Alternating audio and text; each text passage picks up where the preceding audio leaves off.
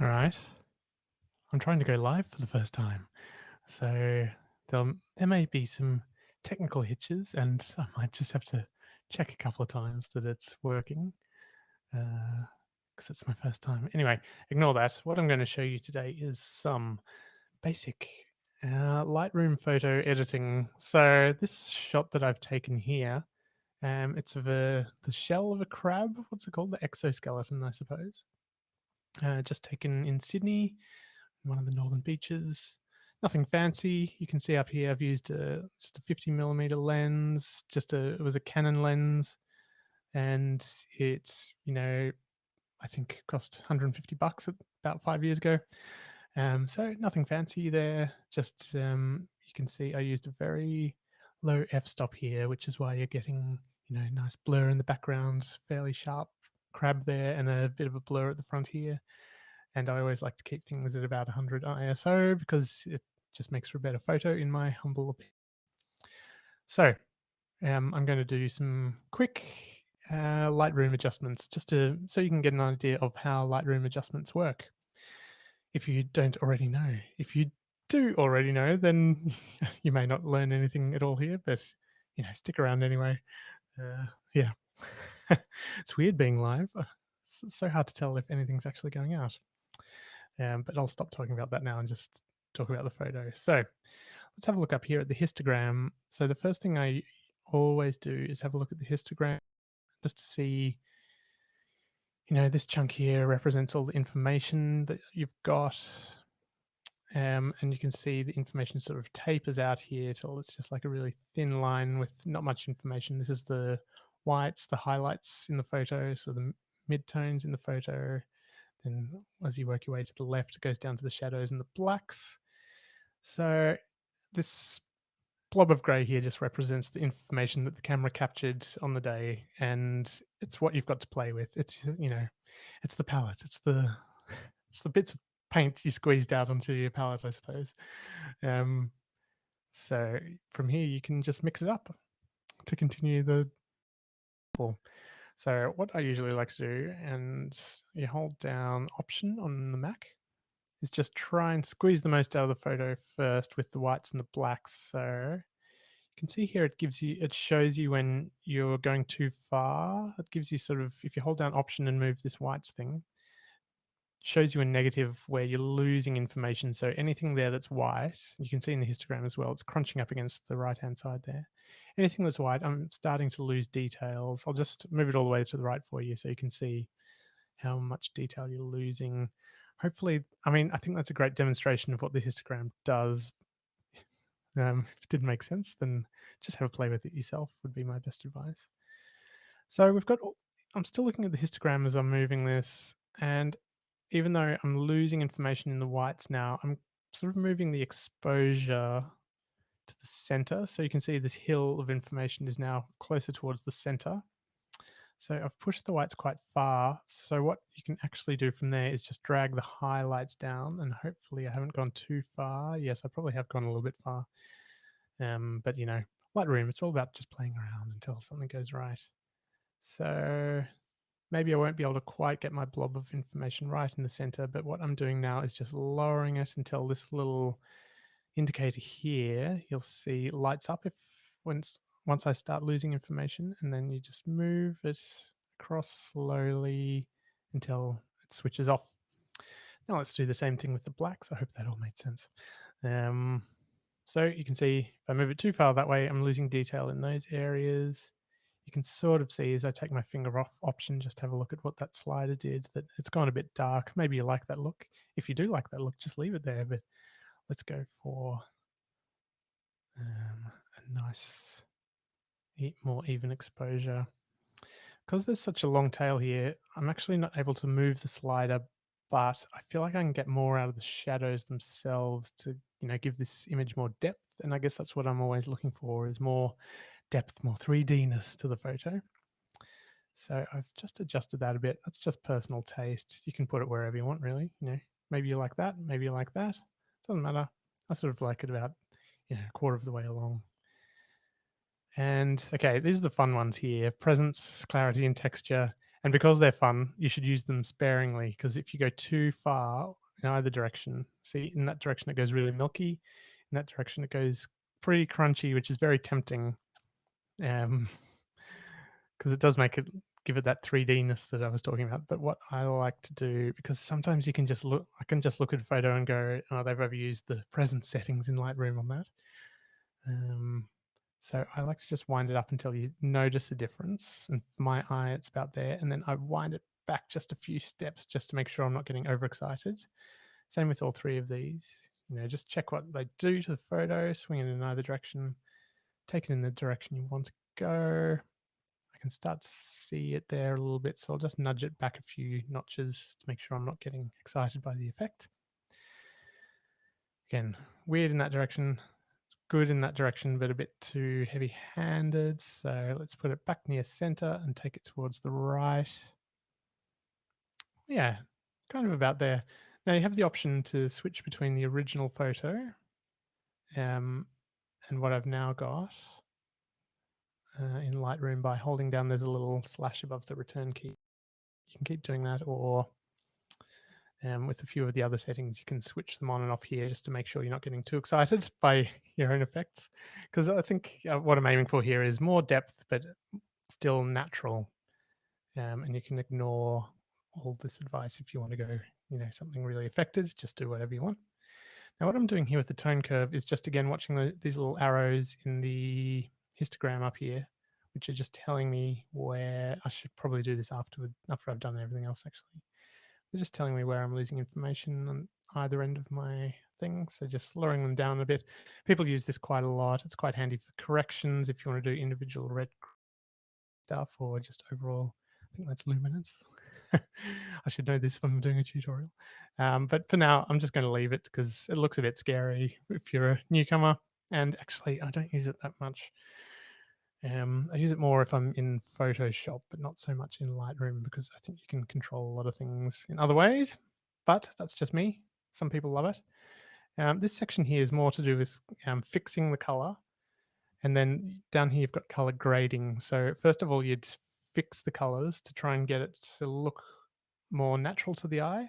With this HSL color, HSL stands for hue, saturation, luminance. And you can see again, you've got saturation, luminance, and then it usually opens default on hue.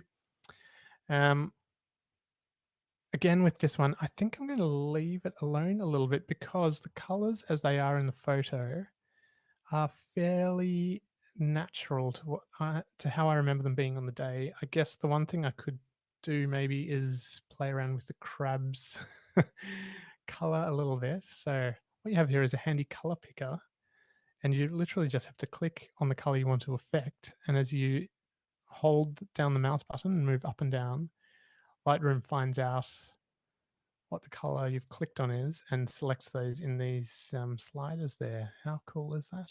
That was a revelation when I saw that. So I might just make the crab a bit more orange. Saturation is sort of how deep the color is, I suppose. Luminance is how bright it is. So I wonder if we can brighten it up a bit. Let's just get my color picker going again. Don't know if that's doing a lot, but actually if I wind it down a little bit, it does give me more texture in the crab. That's a sentence I never thought I'd hear. Okay. Now, this is the fun bit, color grading. Everyone loves the color grading. So let's do that last. And I'm actually going to jump ahead just to this lens correction section. I'll close the detail for the moment. Remove chromatic aberration. That's, a quote unquote problem in a camera where the colors split a little bit away from the actual object. Think of like the TikTok logo. It's got the white thing in the middle, then either side there's a bit of color. Originally that was a defect in a photo, and sometimes if you're using the wrong lens to take, something with a lot of depth of field in it, you might just find that, a mountain in the distance might be sort of going old style 3D, splitting the colors. So that's what the chromatic aberration is. And then, as I said, that my lens was only $150 that I took this one with. So I'm going to enable profile corrections. And what this does is it has a profile. The software knows which lens I used from the camera, the information, if that is stored in the metadata of the file. And luckily, because it's a fairly common lens, they've loaded in a preset which fixes the problems with the lens, quote unquote. You might like what it what the lens does, so in that case, just leave it. But because a lens is round at the front and it's then turning into a rectangular format, um, you will see a bit of darkness in the corners here and a bit of warping as well, where the shape isn't quite right. So ticking that fixes this, and you should be able to see it straight away. You see how the edges get brighter, um, and they move out a little bit just to fix that roundness of the lens translating into a rectangular rectangular image. Actually do really like that darkness around the edges because it really draws your eye towards the subject if it's in the center. So you can remove the it's called vignetting around the edge, and then a lot of people add some post crop vignetting in, because they really like the look of it. You can do it quite wildly to make it look like, I don't know, something old and cheesy. But quite often you just wind in a little bit just to take the viewer's eyes away from the more unnecessary details around the edge of the photo towards the subject, because bright things stand out. However, for this particular photo, I might actually leave it, because I really like what's going on in these corners with the out of focusness of the bokeh. um, so to my eye, I don't really want to do too much else. In terms of, you can add detail here, you can sharpen the image up a bit. You can lower the noise, which just, that's more a correction if there was a problem with, dark patches going crunchy because you've had the wrong ISO setting. Forget about that for now. Let's just close that one. Let's assume it's sharp. So we can get to the fun color grading bit. I'll just close everything else down so we're not getting confused. So I'll just do a basic one here. I always start with the shadows, and just for fun, I'm quite a fan of blue in the shadows because there's something filmic about it that I like. What I'm doing here is I wind the color right up, and maybe it's easier. You see these little things up here. You've got an option of 3 there, so you can see all 3 midtones, shadows, highlights at once, or you can do them individually, and you get you can play around a bit more. So what I do is I pick a hue that I think I like by winding the saturation right up, and you can see this saturation slider correlates with that floating circle in the color wheel there. And then that's where I make my decision as to what color is going to work best in the shadows. And you can see as I twizzle it around, not only does the photo change, the histogram changes, but also that little hue slider there changes. So, just my own personal preference is like a fairly deep blue in the shadows. I just think it sort of mimics a bit what happens in real life at this time of day when I took it late afternoon. You're getting the orangey sun on one side of your subject usually, which creates the effect that the shadow side is blue because they're sort of opposites, as you see here in the wheel, orangey and bluey. Um, Trust me on that one. And then I usually go to the highlights next, actually. So again, just wind the hue, oops, sorry, wind the saturation right up, I mean, so you can see what you're doing. And based on what I just told you about the shadows in the late afternoon being blue, I'm going to go orange for the highlights because, the sun was setting. And then I want to be a bit more subtle with this one, so I'm not going to put the saturation quite as high as I did for the shadows. And I'll play around with this after as well, but just something general. And I'll just show what it's doing. So that's it flat, basically, with no color grading. And that's it with the color grading. And I think it gives it a more filmic look. The midtones. Now, what I've done because of the heavy-handed blue shadow, which actually I might still wind back a little bit, I've just lost a bit of realism maybe in the color of the rock. So that's what I'm looking for here. So brown, it's a funny one because it's not really anywhere in the scheme of color wheels, but Something greeny yellowy might give us a more brown effect. Why isn't brown in a color wheel? There should just be a spot of brown for you. Anyway, hopefully you can see that that's giving back a little bit more realism to the rock. So let's go. This is the original without the grading. That's with the grading. And something about it, it's giving with a more filmic look, probably as I've said about 3 times. I think now that I've added that midtone, I am missing a bit more of the blue in the shadows. So let's wind that up again. Yeah, so that's looking okay. You do have one more color grading option here, and that's a global grade. So it's always worth just having a play. I'm just going to grab, you can do it with these sliders here, or you can just grab this little circly, have a play, see if anything pops out. Maybe it's hard to know. It's hard to know, just sort of, it's okay just to make things up on the spot. Maybe the red's okay, but I'm just going to make it subtle. Yeah, I'm already quite happy with that. I mean, it's quite a different photo now, I think. Do you think it looks more filmic? I hope so. I think it does. Maybe I've gone. Midtones is my least favorite of the controls because it didn't used to be in Lightroom, so I'm not used to using it. So I'm just going to wind that right down. So we've only got like a little smidge. So let's have another look. That's the original. That's with the grading.